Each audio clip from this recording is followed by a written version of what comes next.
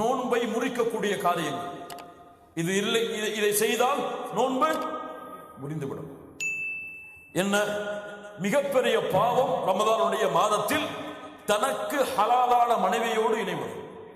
தனக்கு ஹலாலான மனைவியோடு சேர்வது ரமதானுடைய மாதத்திலே செய்யக்கூடிய மிகப்பெரிய பாவம். அல்லாஹ் அதை தடுத்திருக்கிறான், அல்லாஹ் அதை தடை செய்திருக்கிறான். யாராக இருந்தாலும் அவர் அதிலிருந்து விலகித்தான் ஆக வேண்டும். ரமதானுடைய பகல் பொழுதுகளில்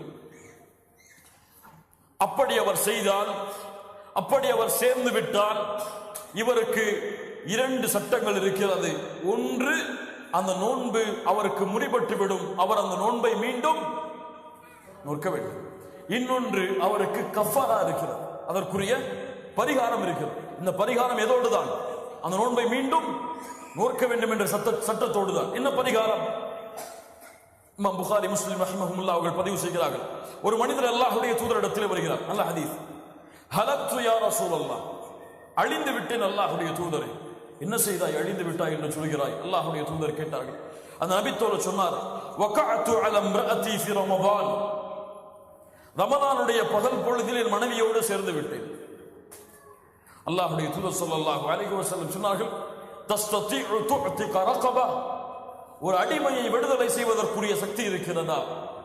قال لا يا رسول الله, இல்லை, அடிமையை விடுதலை செய்வது. فهل تستطيع ان تصوم شهرين متتابعين, 2 மாதங்கள் தொடர்ச்சியாக நோன்பை நோற்பதற்கு சக்தி இருக்கிறதா? قال لا يا رسول الله, இல்லை அல்லாஹ்வுடைய தூதரே. فهل تستطيع ان تطعم 60 مسكينا, 60 ஏழைகளுக்கு உணவளிப்பதற்கு சக்தி இருக்கிறதா? قال لا يا رسول الله, இல்லை. கொஞ்சம் உட்காருங்கன்றாங்க அல்லாஹ்வுடைய தூதர். கொஞ்சம் உட்காருங்க. என்னெல்லாம் கேட்டாங்க? அடிமையை விடுதலை செய்ய சக்தி இருக்கிறதா? 2 மாதங்கள் தொடர்ச்சியாக நோன்பு வைப்பதற்கு சக்தி இருக்கிறதா? 60 ஏழைகளுக்கு உணவளிப்பதற்கு சக்தி இருக்கிறதா? அல்லாஹ்வுடைய தூதருக்கு ஒரு பேரித்தம்பழத்துடைய ஒரு அளவு கொடுக்கப்படுகிறது. அல்லாஹ்வுடைய தூதர் ஸல்லல்லாஹு அலைஹி வஸல்லம் அந்த மனிதரை அழைத்து, இதை அல்லாஹ்வுடைய பாதையில் செலவு செய்து உன்னுடைய கஃபாராவை நீக்கிக்கொள், உன் பரிகாரத்தை நீக்கிக்கொள். அவர் சொன்னார், அல்லாஹ்வுடைய தூதரே, அஅலா அஃப்கர மின்னா, என்னை விட இந்த சதகாவை வாங்குவதற்கு ஏழை யாராவது இருக்கிறாரா? இவருக்கு என்ன சொன்னார்கள்? இதை ஏழைக்கு கொடுத்து கஃபாராவை நீக்கிக்கொள். அவர் என்ன சொன்னார்? அல்லாஹ்வுடைய தூதரே, என்னை விட இந்த செல்வத்திற்கு தகுதியானவர் யாராவது இருக்கிறாரா?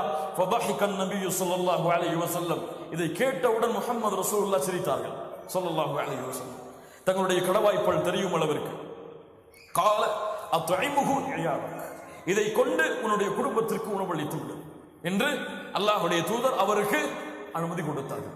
அப்போ இந்த மூன்றும் தர்த்தீபோடு, ஒன்று இருந்தால் ஒன்று, அது இல்லை என்றால் இன்னொன்று, அது இல்லை என்றால் இன்னொன்று. எதுவெல்லாம்? முதலில் ஒரு அடிமையை விடுதலை செய்ய வேண்டும், அல்லது 2 மாதங்கள் தொடர்ச்சியாக, அதில் பெருநாள் வந்தால் அந்த பெருநாளுடைய நாளை மட்டும் விட்டுவிட்டு அந்த மாதம் முடிந்ததற்கு பிறகு வரக்கூடிய அடுத்த நாளில் அதை நோற்றல். 2 மாதங்கள் தொடர்ச்சியாக நோன்பை நோற்றல். மூன்றாவது 60 ஏழைகளுக்கு உணவளித்தல். இது ரமதானை நோன்பை முறிக்கக்கூடிய பாவம். ரமதானுடைய காலை பொழுதுகளில் அல்லாஹ் தடுத்த தன்னுடைய ஹலாலான மனைவியோடு இணைதல். இரண்டாவது, வேண்டுமென்றே குடித்தல், சாப்பிட்டார். வேண்டுமென்றே குடித்தல், சாப்பிட்டார். அல்லாஹ் ரப்புல் ஆலமீன் சொல்கிறான், சாப்பிடுங்கள், குடிங்கள், எதுவரை? சூரியனுடைய உதயம் வரை. அதை தொடருங்கள் எதுவரை? இரவு வரை.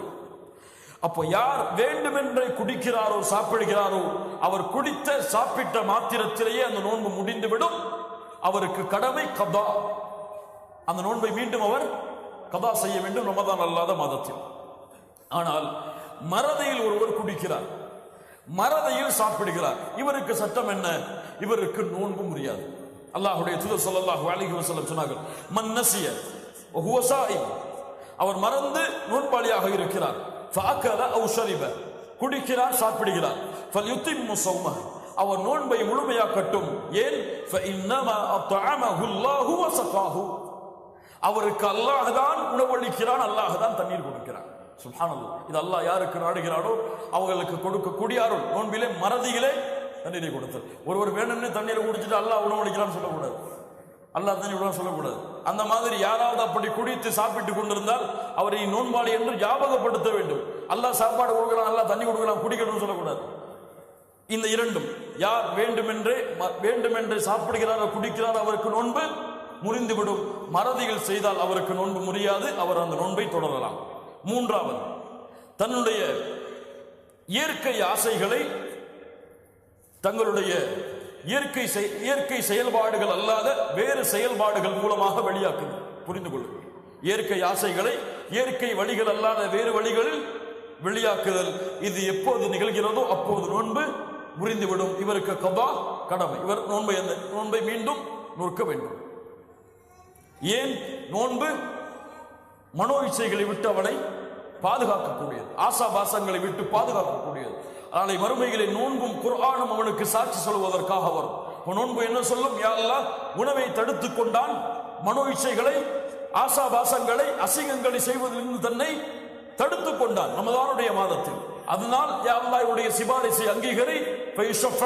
அல்லாஹ் குர்ஆன் நோன்புடைய சிபாரிசை அல்லாஹ் அங்கீகரிப்பான்.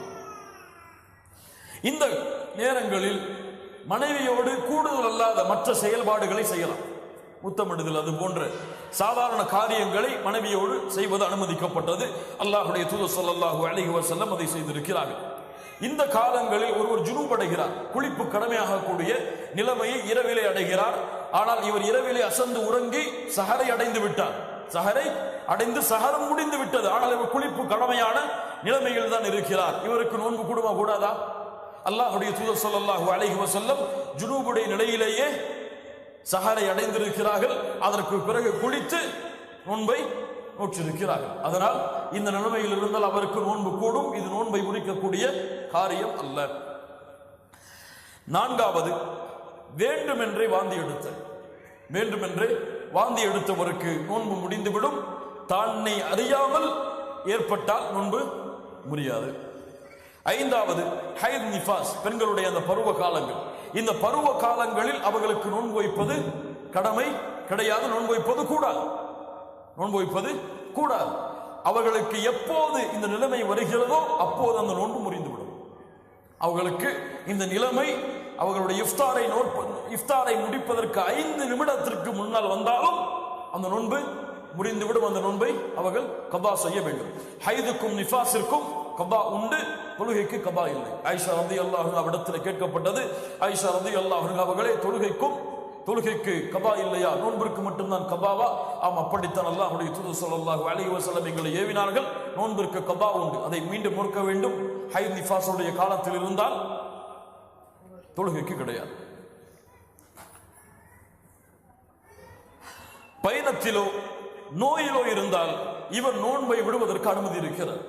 பயணத்திலோ நோயிலோ இருந்தால் அல்லாஹ் ரப்புல் ஆலமீன் சொல்கிறான், வமன் கான மரீதன் அவ் அலா ஸஃபரின், நோயிலோ பயணத்திலோ யாரோ இருக்கிறாரோ ஃபஇத்தத்தும் மின் அய்யாமின் உஹர், அவர் மற்ற மாதங்களில் அந்த நோன்பை நோற்று கொள்ளட்டும். யுரீதுல்லாஹு பிக்குமுல் யுஸ்ர் வலா யுரீது பிக்குமுல் உஸ்ர், அல்லாஹ் எளிதைத்தான் நாடுகிறான், சிரமத்தை அல்லாஹ் நாடவில்லை. அர்ஹமுர் ராஹிமீன். ஆனால் ஒருவர் நோயோடு இருக்கிறார், ஒருவர் பயணத்திலே இருக்கிறார். இவருக்கு நோன்பு வைப்பதற்கு அல்லாஹ், நோன்பை விடுவதற்கு அல்லாஹ் சலுகை கொடுத்திருக்கிறார். ஆனால் இவராக விருப்பப்பட்டு என்னால் முடியும் என்று எண்ணி பயணத்திலோ நோயுடைய நிலையிலோ நோன்பு நோற்றால் இந்த நோன்பை ஏற்றுக்கொள்ளப்படும். இது அல்லாஹ் ரப்புல் ஆலமீனுடைய தேர்ந்தெடுப்பில் இவர் தேர்ந்தெடுத்தது சிறந்தது. அல்லாஹ்வுடைய தூதரிடத்தில் ஒரு முறை கேட்கப்பட்டது, அல்லாஹ்வுடைய தூதரே, பயணத்தில் நோன்பு நோக்க எனக்கு சக்தி இருக்கிறது, நான் நோன்பை நோக்கலாமா? அல்லாஹ்வுடைய தூதர் ஸல்லல்லாஹு அலைஹி வஸல்லம் சொன்னார்கள், ய ருஹ்ஸத்தும் மினல்லாஹ், இது அல்லாஹ் கொடுத்த அனுமதி. ஃபமன் அகத பிஹா ஃபஹஸன், யார் இதை எடுத்துக் கொள்கிறாரோ அது அவருக்கு சிறந்ததாக இருக்கும். வமன் அஹப்ப அன் யஸூம ஃபலா ஜுனாஹ அலைஹி, யார் விருப்பப்பட்டு நோன்பை வைக்கிறாரோ அவருக்கு எந்த சிரமமும் கிடையாது, எந்த தவறும் கிடையாது. அல்லாஹ் கூறுகிறான், வ அன் தஸூமு கைருல் லக்கும், நோன்பை நோற்றால் அது சிறந்தது உங்களுக்கு. இதிலே பயணத்திலே நோன்பில், பயணத்திலே நோயிலே. பயணம் இன்றெல்லாம் சாதாரணமான பயணங்கள் தான். நோயெல்லாம் பெரிய நோய்களுக்கு தான் நோன்பை விடுவதற்கு அனுமதி. இவர் தலைவலின்னு உட்கார்ந்துட்டு நோன்பு விட்டுவிடக்கூடாது, சரியா? தொண்டை வலிக்குன்னு சொல்லி நோன்பு விடக்கூடாது. லா இலாஹ இல்லல்லாஹ். இவருக்கு நோய் எப்படி இவர் விருப்பப்பட்ட அந்த நோன்பை விடலாம். நோன்பு நோற்பதுதான் இந்த காலங்களில் சிறந்தது. ஆனால் அவருக்கு சக்தி இல்லை என்று தெரிகிறது. ஆனால் நோன்பின் மீறுள்ள பற்றால் இவர் நோன்பை நோற்றையாக வேண்டும் என்று அடம் பிடித்தால் இது ஹராம். ஏன்? அவருக்கு அல்லாஹ் ரப்புல் ஆலமீன் அனுமதியை கொடுத்திருக்கிறான். இப்படிப்பட்ட நேரத்தில் அல்லாஹ் கொடுத்த அனுமதிக்கு மாறு செய்து தனக்குத்தானே தீங்கிழைத்தவர் அல்லாஹ்வுடைய சட்டத்தை மீறியவர். அப்போ நோன்பிலோ அல்லது பயணத்திலோ நோன்பை அவர் விட்டால் ரமதான் அல்லாத மாதங்களில் அந்த நோன்பை அவர் கபா செய்ய வேண்டும். அடுத்த ஒரு சட்டம், ஹாமில் முர்தியா, பால் கொடுக்கக்கூடிய குழந்தையை சுமக்கக்கூடிய பெண்கள். இந்த விஷயத்தில் உலமாக்கள் மத்தியிலே அதிகமான கருத்து வேறுபாடுகள் இருக்கிறது. 5 விதமான கருத்துக்கள் இந்த விஷயத்தில் மட்டும் அஹ்லுஸ் சுன்னாவுடைய உலமாக்களிடத்தில் இருக்கிறது. ஏற்றுக்கொள்ளப்பட்ட கருத்து என்னவென்றால், ஹாமில் முர்தியா இவர்களுடைய சட்டம் என்ன? குழந்தையை சுமக்கக்கூடிய தாய், பால் கொடுக்கக்கூடிய குழந்தைக்கு பால் கொடுக்கக்கூடிய தாய். இப்னு உமர், இப்னு அப்பாஸ் ரலியல்லாஹு அன்ஹும், இந்த இருவருடைய கருத்து, இந்த இருவருடைய விஷயத்தில் ஹாமில் முர்தியா பால் கொடுக்கக்கூடிய பெண், குழந்தையை சுமக்கக்கூடிய பெண், யாருடைய கருத்து? இப்னு உமர், இப்னு அப்பாஸ். இந்த இருவருக்கும் மாற்றமான கருத்தை சஹாபாக்களில் யாரும் கொண்டிருக்கவில்லை. சஹாபாக்களில் யாரும் இந்த கருத்துக்கு மாற்றமான கருத்தை கொண்டிருக்கவில்லை. அது என்ன கருத்து? குழந்தையை சுமக்கக்கூடிய தாய், பால் கொடுக்கக்கூடிய தாய் இருவரும் முடியாத பட்சத்தில் நோன்பை விட அனுமதி உண்டு. ஆனால் இவர்கள் இயலாதவர்கள் நோன்பை விட்டால் எப்படி கபா செய்ய தேவையில்லையோ அது போன்றுதான். ஒருவர் இயலவில்லை, வயதாகிவிட்டது, அவருக்கு நோன்பு வைப்பது கடமை கிடையாது. வாழ்க்கையே நோய்தான், அவருக்கு நோன்பு வைப்பது கடமை கிடையாது. அவருக்கு என்ன கஃபாரா? ஒவ்வொரு நோன்பிற்கும் ஒரு ஏழைக்கு உணவளிக்க வேண்டும். இயலாதவர்களை போன்றுதான் யார்? குழந்தையை சுமக்கக்கூடிய பெண்ணும் பால் கொடுக்கக்கூடிய பெண்ணும் இருவரும் நோன்பை விட அனுமதி இருக்கிறது. விட்ட நோன்பை மீண்டும் நோக்க தேவையில்லை. இயலாதவர்களுடைய சட்டத்தை போன்று ஒரு ஏழைக்கு உணவளித்தால், ஒரு நோன்பிற்கு ஒரு ஏழைக்கு உணவளித்தால் போதுமானது. இதுதான் ஹாமில் முர்தியாவுடைய ஏற்றுக்கொள்ளப்பட்ட உலமாக்களுடைய கருத்து. அடுத்ததாக, ரமலான் மாதத்தில் நோன்பில் அனுமதிக்கப்பட்ட காரியங்கள் என்ன? மிஸ்வாக் செய்வது அனுமதிக்கப்பட்டது. இதற்கென்று நேரம் காலை பொழுதில் தான் செய்ய வேண்டும், காலை எழுந்தவுடன் தான் செய்ய வேண்டும் என்றெல்லாம் சில கருத்துகள் இருக்கிறது. ஆனால் அதெல்லாம் சரியான ஆதாரங்களை கொண்டு எழுதப்பட்ட கருத்துகள் அல்ல. சரியான கருத்து எந்த நேரத்தில் வேண்டுமானாலும் மிஸ்வாக் செய்யலாம். ஆனால் இந்த காலத்திலே நாம் பல் துவக்கக்கூடிய டூத்பேஸ்ட் இது போன்ற காரியங்களை எந்த அளவு தவிர்த்துக் கொள்ள முடியுமோ அந்த அளவு தவிர்த்துக் கொள்வது நல்லது. எந்த அளவு தவிர்த்துக் கொள்ள முடியுமோ அந்த அளவு தவிர்த்துக் கொள்வது நல்லது. மிஸ்வாக் செய்வது அனுமதிக்கப்பட்டது. துர்நாற்றம் வருகிறது, அதனால் பல் துவக்கிறேன், இதுவெல்லாம் ஒரு நோன்பாளை உடைய அழகல்ல. அந்த துர்நாற்றம் அல்லாஹ்விடத்திலே கஸ்தூரி நறுமணத்தை விட சிறந்தது. வாய் கொப்பளிக்க அனுமதி உண்டு. வாய் கொப்பளிக்க அனுமதி உண்டு, எல்லை மீறக்கூடாது. நாசிக்கு தண்ணீர் செலுத்த அனுமதி உண்டு, எல்லை மீறக்கூடாது. குளிர்ந்த நீரை கொண்டு குளிப்பதற்கு அனுமதி உண்டு, எல்லை மீறக்கூடாது. அல்லாஹ்வுடைய தூதர் ஸல்லல்லாஹு அலைஹி வஸல்லம் ரமதானுடைய காலங்களில் வெப்பம் அதிகமானால் தலைகளுக்கு தண்ணீர் ஊற்றுவார்கள். அல்லாஹ்வுடைய தூதருடைய வழக்கம் அது. இதுவெல்லாம் ரமதானுடைய மாதத்தில் செய்ய அனுமதி உண்டு. மேலும் ரமதானுடைய மாதத்தில் மருந்துகள் எடுத்துக்கொள்பவர்கள் மருந்துகள் எடுத்துக்கொள்ள வேண்டும் என்ற கட்டாயம் இருக்கிறது. வாய் வழியாக அல்லது வாய் வழியாக எந்த மருந்தை எடுத்துக்கொண்டாலும் நோன்பு முறிந்துவிடும். தொண்டை வழியாக எந்த மருந்தை எடுத்துக்கொண்டாலும் நோன்பு முறிந்துவிடும். ஆனால் இவருக்கு கண்ணுக்கு சொட்டு போட வேண்டும், காதுக்கு சொட்டு போட வேண்டும். இவருக்கு ஆஸ்துமா இருக்கிறது, அந்த என்னது இன்ஹேலர், இதை பயன்படுத்த வேண்டும். இப்படிப்பட்டவர்களுக்கு அனுமதி உண்டு. இவர்களுடைய நிலைமையை கருத்தில் கொண்டு இவர்களுடைய உணவு தொண்டை வழியாக இறங்காத காரணத்தால் இவர்களுக்கு காது வழியாகவோ கண் வழியாகவோ அல்லது நாசி வழியாகவோ அந்த மருந்தை செலுத்துவதற்கு அனுமதி உண்டு. ஆனால் சக்தி தரக்கூடிய மருந்தை செலுத்தக்கூடாது. எது? குளுக்கோஸ் போடுறது. அது குடிச்சா அது போட்டா தொண்டை வழியாக தான் இறங்கக்கூடாது. குளுக்கோஸ் வழியாக உள்ளே ஏற்றுற உணவு செய்யக்கூடாது. அது நோன்பை முறித்துவிடும். அவருடைய நோய்க்கு இது செய்தால் குறையும் என்றால் செய்வது அனுமதிக்கப்பட்டது. அந்த நோயுடைய தடுமனை அது குறைக்கும் என்றால் செய்வது அனுமதிக்கப்பட்டது.